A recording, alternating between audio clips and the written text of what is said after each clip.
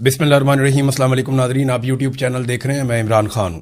नाजरीन, जेल में कैदी नंबर 804 के हवाले से मैं आपको एक ख़बर देता हूँ, और ये जो आपको मैं ख़बर दे रहा हूँ ये बिल्कुल कन्फर्म है, मेरी बात हुई है बराह रास्त।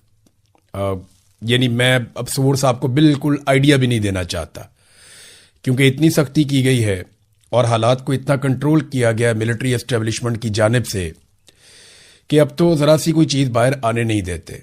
मैंने आपको पिछले दिनों बताया था कि बुशरा बीबी की अगर अपने बच्चों से मुलाकात भी होती है, वो भी अब बंद है, कुछ 4 हफ्ते हो गए मुलाकात नहीं होने दे रहे, तो बुशरा बीबी से भी हलफ लिया जाता है और उनके बच्चों से भी हलफ लिया जाता है कि आप दोनों में से कोई भी खान साहब के बारे में बुशरा बीबी बात नहीं करेगी और बच्चे बाहर जाके कोई बात ही नहीं करेंगे। ख़ास तौर पे उनसे कहा गया कि जो बुशरा बीबी की एक बहन है मरियम बट्टू, वो कोई स्टेटमेंट बिल्कुल अपने ट्विटर के ऊपर भी ना दें। तो फैमिली ने उनसे भी रिक्वेस्ट की और उसके बाद उन्होंने भी कोई स्टेटमेंट नहीं दिया। लेकिन मैं आपको जेल के हवाले से कुछ चीज़ें बता देता हूँ बड़ी क्लियरली। नंबर 1 तो ये है कि बुशरा बीबी की सेहत बहुत ख़राब है और उनकी एक आंख बहुत बुरी तरह मुतासर हुई और उनकी दूसरी आंख भी इफेक्ट हुई है। डॉक्टर ने बुशरा बीबी को कहा कि आपकी दूसरी आंख का भी लेज़र करना पड़ेगा और इसको भी इलाज की ज़रूरत है, वहाँ से भी पानी बहता रहता है। और जो एक आंख है वो 3 महीने तक उसको जो है वो लगभग ऐसे ही है जैसे वो आंख बंद है और वो काम नहीं कर रही।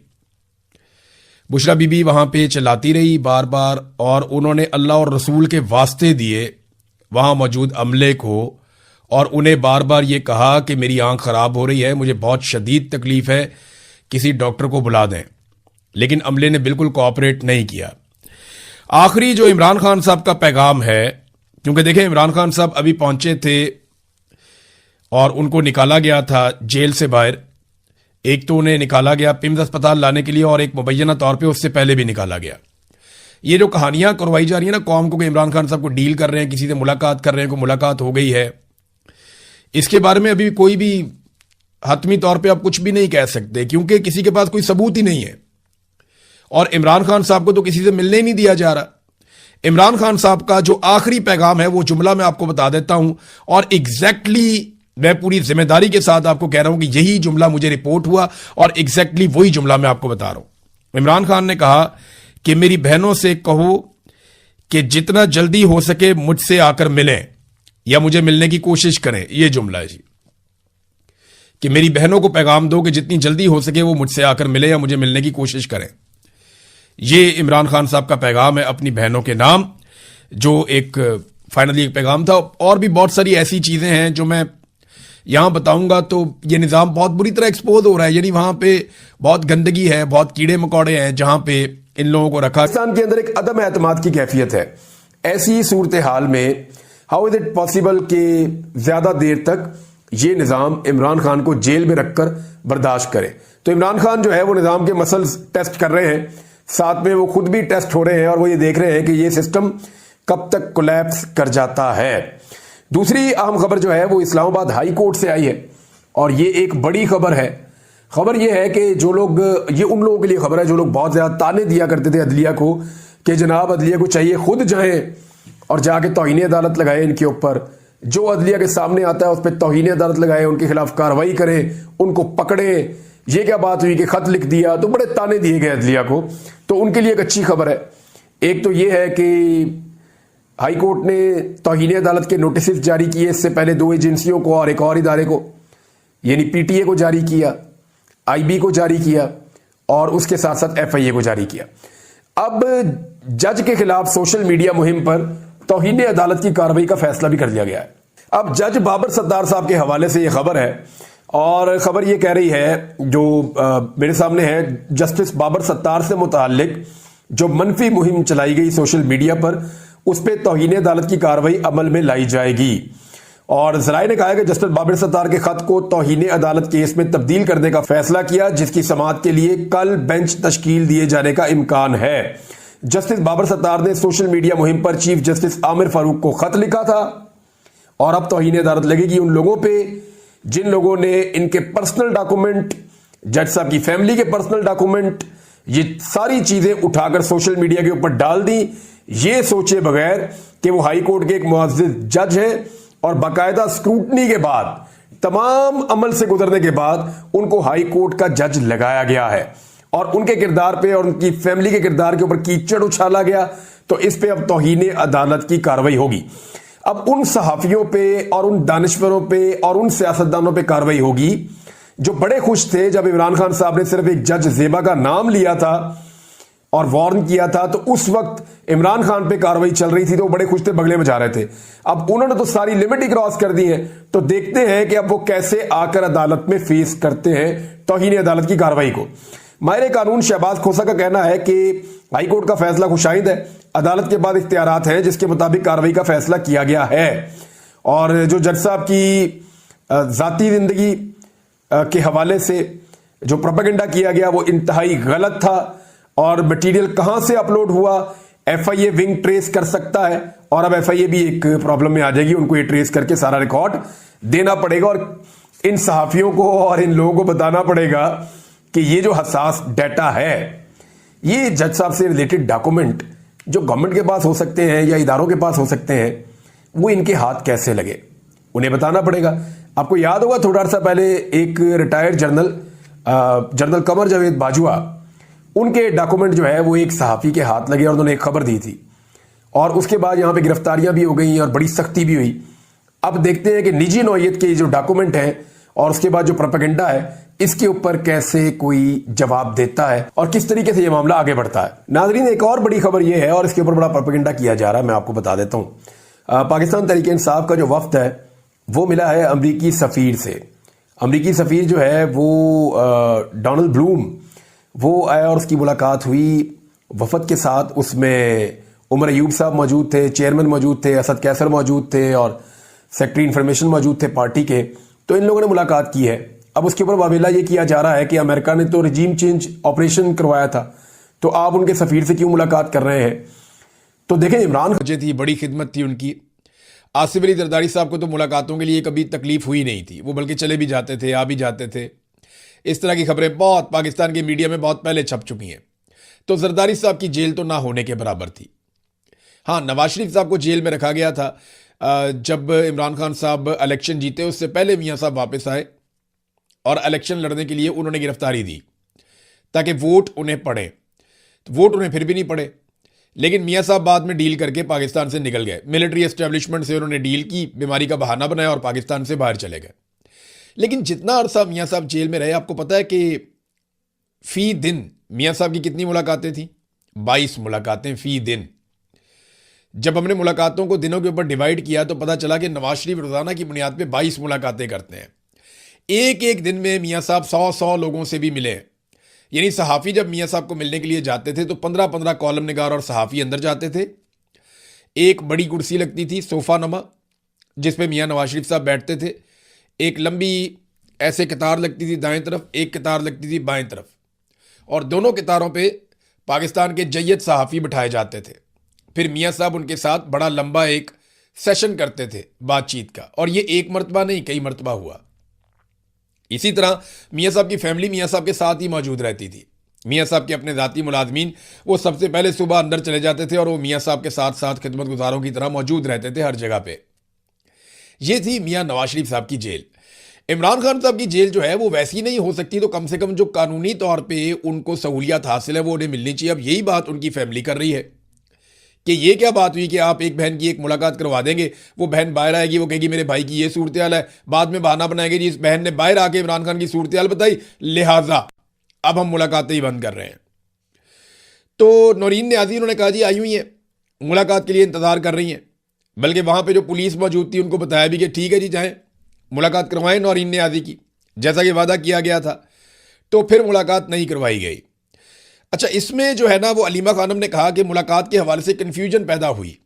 19 मई को जब हमारे साथ मेंबरान पार्लियामेंट के काफिले को 26 नंबर पर रोका गया तो वहां मोहसिन नकवी बार बार राब्ता कर रहा था कि आज आप ये ख़त्म कर दें, हम मुलाकात करवा देंगे।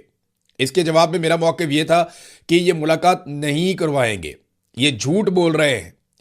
फिर कहा गया नौरीन न्याजी जेल सुपरिटेंडेंट को दरखास्त दें तो मुलाकात हो जाएगी। उन्होंने कहा हमारे पास तो अदालत का ऑर्डर है, दरखास्त की क्या ज़रूरत है, आप हमारी मुलाकात करवाएं। तो मोहसिन नकवी अगर कह रहे थे, और फिर उन्होंने ये भी कहा कि मैं 2 हफ्ते तक के लिए मुअख्खर भी कर सकता हूँ केस और ये और वैसे मोहसिन नकवी करने को कुछ भी कर सकते हैं, आसिम मुनीर साहब के साथ अजीज़दारी है। ताल्लुक बेहतरीन है, तो मोहसिन नकवी तो कुछ भी कर सकता है, पाकिस्तान के स्याह और सफ़ेद का मालिक है। और यही पाकिस्तान की किस्मत है आज तक कि मिलिट्री एस्टेब्लिशमेंट का सिक्का चलता है और उनके आसपास जो लोग हैं वो दिनों में कहां से कहां पहुंच जाते हैं। वरना मोहसिन नकवी के लेवल के, बल्कि इससे बहुत बेहतर लेवल के आदमी पाकिस्तान में पूछता ही कोई नहीं है। लेकिन यहां क्योंकि रिश्तेदारी है आर्मी चीफ के साथ, ताल्लुकदारी है आर्मी चीफ के साथ और एक लंबा रिलेशन है, तो उसकी बुनियाद के ऊपर आप देखें ना, चेयरमैन पीसीबी बन गया, निगरान वज़ीर आला बन गया, 1 साल वो भी रहा, फिर वज़ीर दाखिला भी बन गया, अब डिफेक्टो वज़ीर खारजा भी बना हुआ है। तो सारा कुछ मोहसिन नकवी को दिया आसिम मुनीर साहब ने। लेकिन बदले में मोहसिन नकवी ने क्या दिया वो पता चलेगा, वक्त बताएगा कि तारीख के अंदर किसको क्या लिखा जाता है। फिर वो कहते हैं जी हमें यह बताया गया है कि इनका इरादा है कि एक बहन की मुलाकात करूँगा और जब वो बाहर आकर इमरान खान का कोई पैगाम दे तो 6 महीनों के लिए इमरान खान को फिर कैद तन्हाई में डाल दें और ये कहें जी हमने तो मुलाकात करवा दी थी। जनाब, इमरान खान साहब को उनके आईनी और कानूनी हकूक मिलने चाहिए और जिद्दोजहद इस बात के लिए होनी चाहिए, उनको डॉक्टरों तक रसाई होनी चाहिए, उनके अपने डॉक्टर जाएँ, जाके इमरान खान को चेक करें और बाकायदा उनका ठीक तरीके से इलाज करवाया जाए। वो साबिक वज़ीर आज़म है पाकिस्तान के। तो ये तो नाज़रीन इमरान खान साहब की मुलाकात का मामला है। अब ज़रा आप देखिए कि अदालत में क्या हुआ। सलमान सफदर साहब, ये जो केस है अदालत के अंदर चल रहा है, उसमें दोबारा पेश हुए कि जी कैद तन्हाई में आपने क्यों रखा हुआ है बुशरा बीबी को भी और इमरान खान को भी। तो उन्होंने जो स्टेटमेंट दिया अदालत में वो बड़ा इंपॉर्टेंट है। सलमान सफदर ने अदालत को बताया कि इमरान खान साबिक वज़ीर आज़म है, 74 साल के हैं, उनकी टांग में गोली लगी है और एक आंख की नज़र ज़ाया हो चुकी है, जेल में कैद तन्हाई में रखा गया है, कोई ट्रायल, कोई मुलाकात नहीं हो रही, टीवी नहीं है, कोई इंसानी राब्ता नहीं है। इमरान खान ने मुझे खुद बताया कि उन्हें 22 घंटे और बुशरा बीबी को 24 घंटे कैद तन्हाई में रखा जाता है। 7 महीने से ज़ायद कैद तन्हाई एक बड़ी खौफनाक बात है। दिसंबर 2025 को आखिरी मीटिंग हुई थी इमरान खान से। दोनों बीमार हैं, कई बार जेल से बाहर अस्पताल ले जाया जा चुका है, दोनों की आंखों की सर्जरी हो चुकी है। सिर्फ एक बार तसव्वुर करें कि जिस शख्स की आंख की सर्जरी हुई हो और उसे मुसलसल कैद तन्हाई में रखा जा रहा हो तो वो दीवार में जाकर टकरे ही मारेगा। हमें सर्जरीज का कोई एक मेडिकल डॉक्यूमेंट भी नहीं दिया गया। अदालत आईजी जेल खाना जात को तलब करे, ये सुपरिटेंडेंट ऑफ जेल के बस की बात नहीं है। अदालत मेडिकल का मुकम्मल रिकॉर्ड भी तलब करे। ये जो है ना जेलर शेलर, सुपरिटेंडेंट ऑफ जेल, ये आईजी जेल खाना जात, ये सारे जेलों में ही जाएंगे। ये जिस वक्त पाकिस्तान की काया पलटनी है ना, तो बेशुमार लोग जो जेलों में जाने ना, उसमें इस किस्म के सहूलतकार भी जेलों में जाएंगे और ये बड़े आराम से कहेंगे जी हमें तो जनाब कर्नल साहब कहते थे, हमें जनाब फलाना कहता था। उनका नामो निशान भी नहीं मिलना बाद में, क्योंकि कोई आपको लिख कर नहीं कहता कि आप ये नाइंसाफ़ी और जुल्म करें। इससे बेहतर है कि आप यहां से रिजाइन करके चले जाएं या आप यहां से अपना तबादला करवा लें।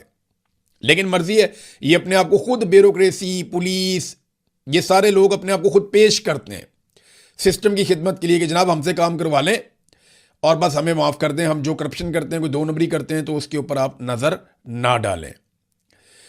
तो नाजरीन, ये खादिम हुसैन सुमरू साहब की अदालत के अंदर इस्लामाबाद हाई कोर्ट में ये मौक़िफ़ इख्तियार किया पाकिस्तान तहरीक इंसाफ के वकील ने या इमरान खान साहब के वकील ने। अब उसमें जो जज साहब हैं उन्होंने फैसला महफूज कर लिया इन दरखास्तों के ऊपर और जज साहब ने रिमार्क्स दिए कि नैब मुकदमात में कैद तन्हाई नहीं होती। मैंने दोनों फैसले देखे हैं, कैद तन्हाई की कोई सज़ा नहीं है। पहले ये तय करेंगे कि दरखास्तें काबिल समात हैं या नहीं हैं। अगर दरखास्तें काबिल समात करार पाई तो फिर जेल हुकाम को नोटिस जारी करके तलब कर लेंगे। तो ये नादरीन यहाँ पे आके मामला रुक गया। अब ये पता चलता है कि फैसला क्या जो महफूज किया गया उसमें, देखिए अदालत से 26वीं 27वीं आईनी तरमीम के बाद अब अदालत से उम्मीद तो कोई नहीं है।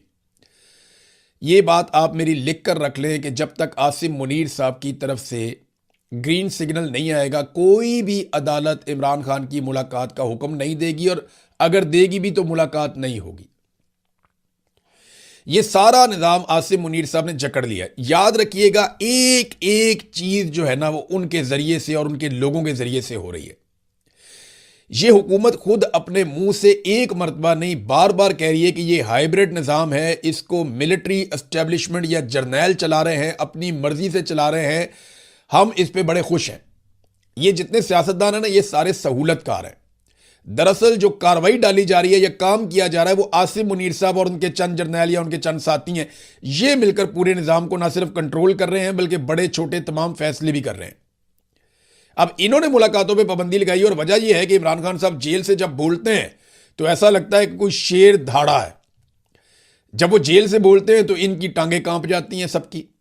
जब वो जेल से बोलते हैं तो इनके ऐवान लरस जाते हैं। जब वो जेल से बोलते हैं तो इनका बना बनाया बयानिया जो है वो बढ़ जाता है, इनके पल्ले कुछ नहीं बचता। लिहाजा इन्होंने कहा जी इमरान खान साहब का जेल से बोलना भी बंद करवाओ और उनका कोई पैगाम बाहर नहीं आने देना। अच्छा, ये सारा कुछ इसलिए भी किया जा रहा है कि इमरान खान को कमज़ोर किया जाए और ज़हनी तौर पे इस बात पे कायल कर लिया जाए कि जनाब आप अब बस कर दें और आप हमारे साथ डील कर लें। तो बहुत सारी ऑफर्स हुई हैं। इमरान खान रास्ता तो निकालेगा, मिलिट्री एस्टेब्लिशमेंट के साथ बैठ के रास्ता तो निकालेगा। बहुत सारे लोग कहते हैं उन्हीं से क्यों बात करना चाहते हो भाई, उन्होंने ही गंद मारा है, उनसे ही बात करनी है। या तो किसी को लगता है कि शहबाज शरीफ इतना ताकतवर है, नवाज शरीफ इतना ताकतवर है, जरदारी इतना ताकतवर है, ये सारे खड़े हो सकते हैं, डट सकते हैं फौज के खिलाफ और इमरान खान के साथ बैठ के मुस्तकबिल का लायामल तय कर सकते हैं, तो फिर तो कर लें। तो जब मिलिट्री एस्टेब्लिशमेंट ने ही सबको दीवार के साथ लगाया हुआ तो उन्हीं के साथ बात करके उनको क्यों ना निकाला जाए बीच में से कि यार बहुत हो गया कौम के साथ मजाक, अब बस कर दो। तो मैंने आपसे कहा था 3 फैक्टर्स हैं। नंबर 1 मुआशी दबाव, नंबर 2 बैरूनी दबाव, नंबर 3 अवामी दबाव। मुआशी दबाव से ये निकल नहीं पा रहे और बाकी दोनों दबाव अभी तक नहीं बन पाए। पाकिस्तान तहरीक इंसाफ कोई तहरीक चलाती हुई तो दिखाई दे नहीं रही। जिन लोगों ने तहरीक चलानी थी वो जेलों में। यास्मीन राशिद साहिबा के हवाले से उल्टपटांग किस्म की खबरें आई। कुछ लोगों ने खबर छाप दी कि खुदा न खास्ता उन्हें कुछ हो गया जेल के अंदर। ऐसा नहीं है, ये खबर झूठी है। वो बहुत बहादुर खातून है, उन्होंने बहुत मुकाबला किया है और मुस्कुराते हुए मुकाबला किया है। 2 मरतबा उन्होंने कैंसर को शिकस्त दी है और जितनी बड़ी बीमारी से वो गुजरी हैं, इसके बावजूद जिस तरह वो कभी बैठी नहीं, वो चलती रहती हैं, हमेशा वॉक करती रहती हैं, अपने आप को एक्टिव रखती हैं। लेकिन अब मेरे पास ये इतला है कि वो काफ़ी अजियत में है, बहुत तकलीफ में है और अब उन्हें चलने फिरने में भी दिक्कत होती है। वो ज़्यादा देर तक नहीं चल सकती जैसे पहले वो वॉक करती थी। अब वो थोड़ा सा चलती है, फिर उन्हें बैठना पड़ता है, लेकिन वो बज़िद है कि वो अपने पैरों पर ही चलती रहेंगी। तो बड़ा जुल्म किया यास्मीन राशिद साहिबा के साथ। लोड शेडिंग के बाद उनके जेल का सेल एक तारीख घुटनज़दा कब्र का मंजर पेश करता है। ये आयशा अली भुट्टा साहिबा ने लिखा। लाहौर में अजियतनाक लोड शेडिंग हो रही है और डॉक्टर यास्मीन राशिद की तबीयत ख़राब है, लेकिन वो नाकाबिले यकीन हद तक मजबूत आसाब की मालिक है। झूठा प्रोपेगेंडा उनके बारे में किया जाता है, लेकिन सच्ची बात यह है कि वो बहुत बहादुर खातून है।